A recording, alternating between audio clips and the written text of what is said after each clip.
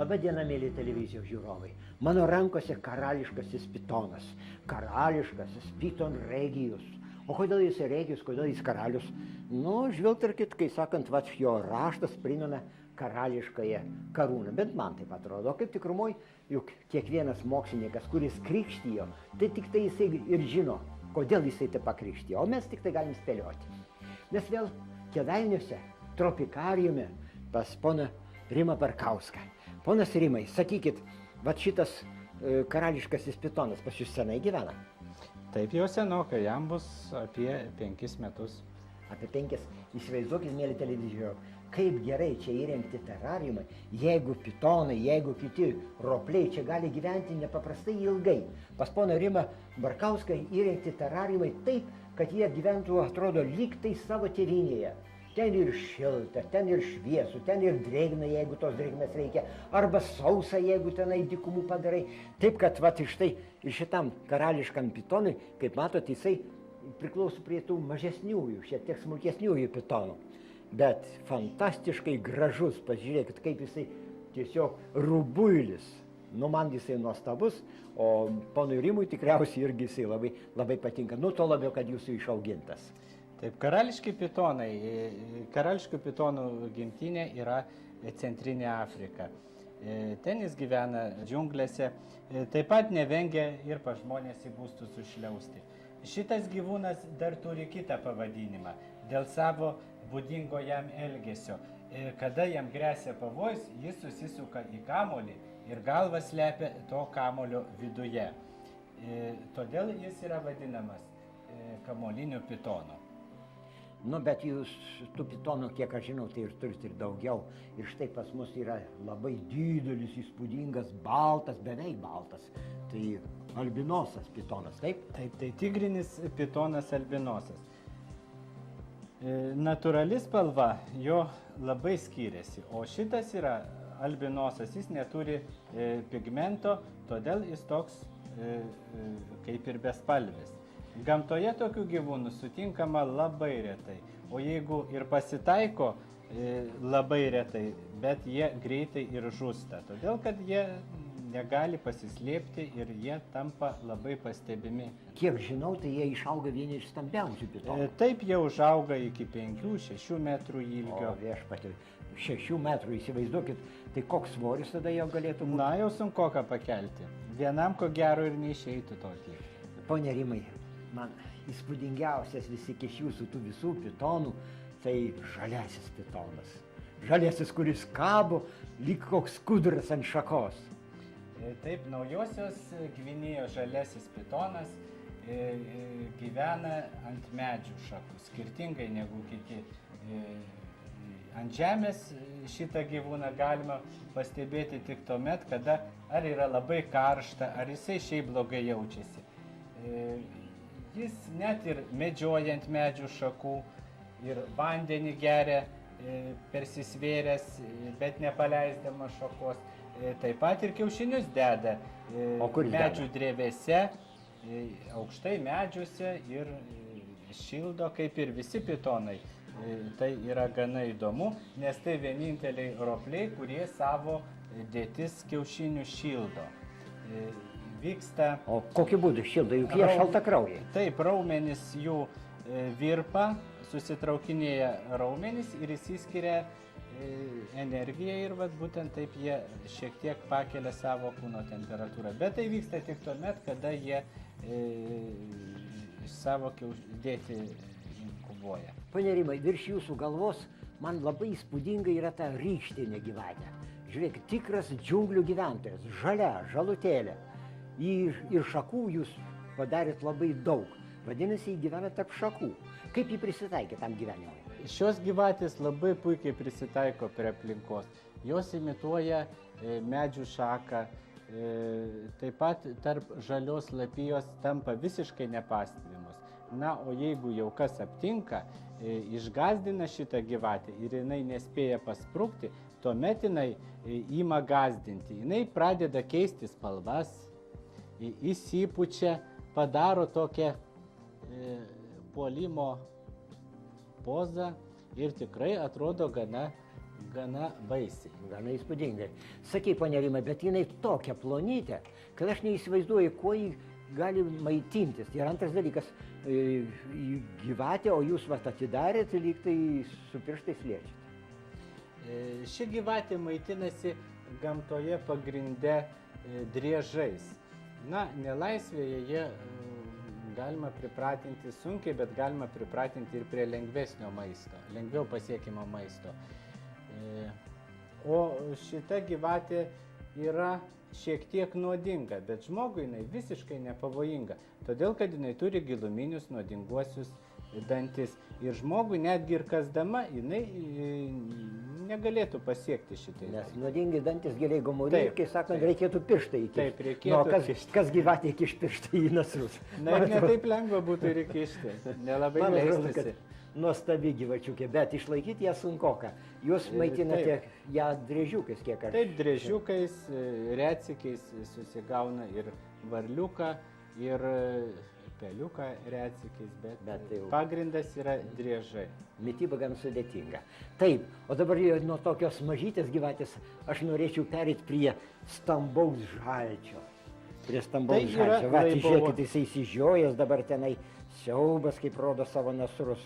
Kaip sakant, tikra pabaisa. Ar jisai tikrai toks baisus? Ne, tai yra laibauodegis žaltys. Jis visiškai neagresyvus, jį galima paimti netgi į rankas. Va, štai koks didžiulis žaltys. Oi. Sakyk, prašau, kur jo tėvynė? Pietryčių Azija. Pietryčių Azijoje. Pietryčių Taip pat Azija. džiunglių gyventojas.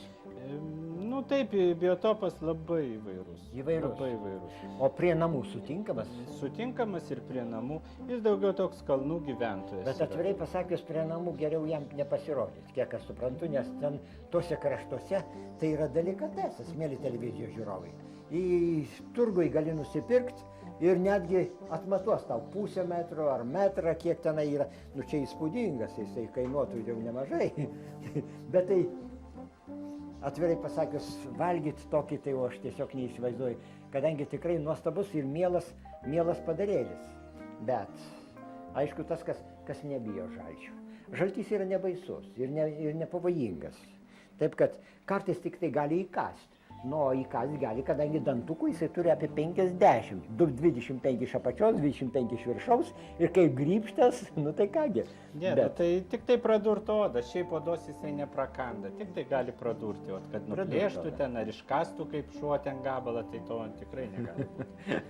Sakykit, kokie įspūdingesnė jūsų dar yra, kaip sakant, iš tos šeimos, iš tų žalčių ir gyvačių? Aš galbūt norėčiau parodyti pačias gražiausias mano manimų nenuodingas gyvatės. Kokios? Karališkasias gyvatės. Karališkos gyvatės. Tai yra mimikrijos pavyzdys. Tai yra kaip toks reiškinys, kaip visiškai nenuodingas būdamas gyvūnas imituoja savo spalvomis, imituoja nuodingą gyvūną. Ir taip, būtent raudonoji karališkoji gyvatė imituoja koralinį aspidą arba koralinę gyvatę, kuri yra be galo nuodinga. Ir šitaip jos atbaido savo užpuolėjus.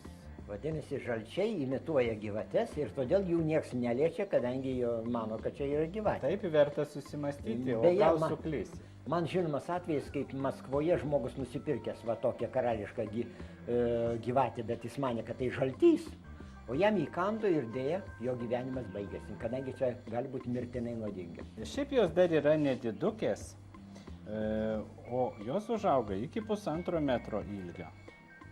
Štai jos kokios žieduotos, grinai kaip koralinė nuodingoji gyvatė, bet jos visiškai yra nepavojingos.